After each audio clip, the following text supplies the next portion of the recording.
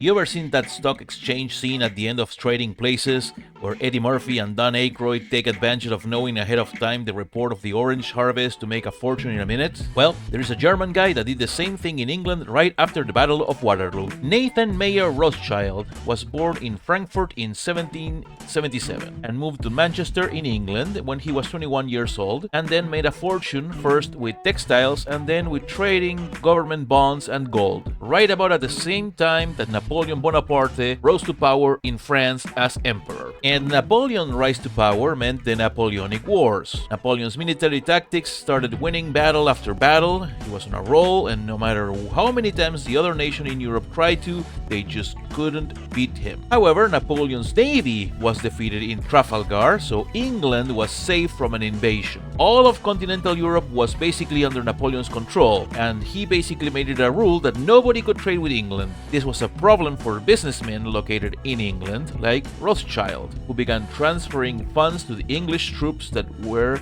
in campaign against Napoleon in Portugal and Spain. The problem was that despite everyone going against him at the same time, Napoleon just kept on winning. There was not stopping the guy until someone suddenly had the bright idea of fighting Napoleon by not fighting Napoleon, just looking at him from far away until he was very, very frustrated. That's how Napoleon failed in Russia, and that is how he eventually failed in Spain. And when the sixth coalition against Napoleon finally invaded France, Napoleon could not be in all places at the same time. So while Napoleon fought and beat every single army that he went against on French soil, one of them eventually made it to Paris while Napoleon was busy beating someone else in another side of France. Napoleon did want to march to Paris and retake the city, but his own commanding officers went against him and he had to surrender, even if, like I just explained, he was completely undefeated. So Napoleon gets exiled for the first time to the tiny little island of Elba,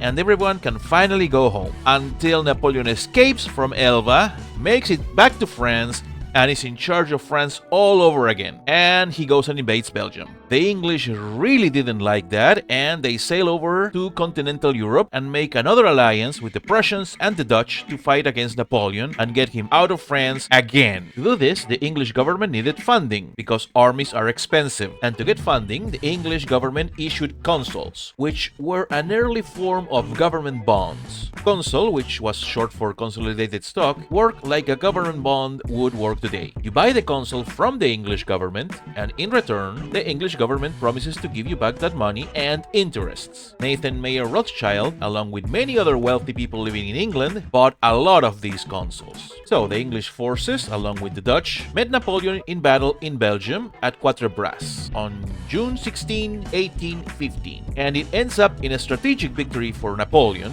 who then marched over to Ligny later that day and faced the Prussians, that without English reinforcements were left to face Napoleon alone, and of course lost because Napoleon was Napoleon. News of the defeat reached England and everyone panicked. Napoleon's eventual triumph was expected, and the price of the English issued consols went down fast. However, not all was lost, as it was also known that the Duke of Wellington would lead the remnants of the English, Dutch, and Prussian armies to face Napoleon on one last battle at Waterloo on June 18th. Now, not many in London were hopeful that this was going to work, since Napoleon was basically undefeated and it didn't seem like he was going to actually lose anytime soon. Now, the Rothschild estate actually had an agent at the English army, a man called John Roworth. This agent actually saw how the Duke of Wellington beat Napoleon at Waterloo and immediately set sail to England to tell Rothschild that the English had won and Napoleon was defeated. And this agent made it to England several hours before the official envoy that was sent by Wellington could arrive. With this information, Rothschild immediately told the English government that Napoleon had finally been defeated at Waterloo. But since everyone was still bummed out from the defeat at Quatre Bras and Rothschild wasn't the official envoy of Wellington, Wellington, nobody actually believed him. Rothschild, however, saw an opportunity and quickly made his way to the London Stock Exchange. Now, you would think that knowing that Napoleon had lost the Battle of Waterloo before anyone else, he would buy those English-issued government consul bonds that had lost a lot of market value after the news of the English defeat at Quatre Bras. But no, instead, Rothschild started selling all the English-issued consul bonds as fast as he could, and everyone else at the stock exchange saw him doing it and assumed only one thing. Hey, the Dukes are trying to corner the market. They know something.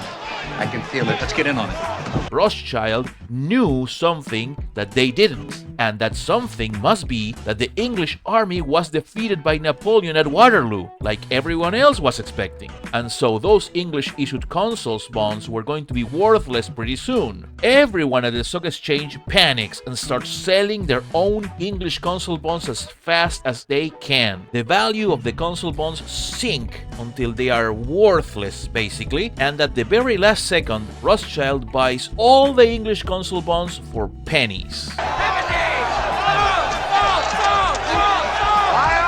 The official envoy of Wellington makes it to England, tells everyone that Napoleon was defeated at Waterloo, and suddenly all those worthless English consul bonds that Rothschild bought for basically nothing were worth a fortune. And the Rothschild made millions in a matter of just a few hours. And that's why everyone to this day tries to do whatever they can to get any sort of information about the stock exchange earlier than anybody else so that they can manipulate the market trade in their favor and break the bank. Shh.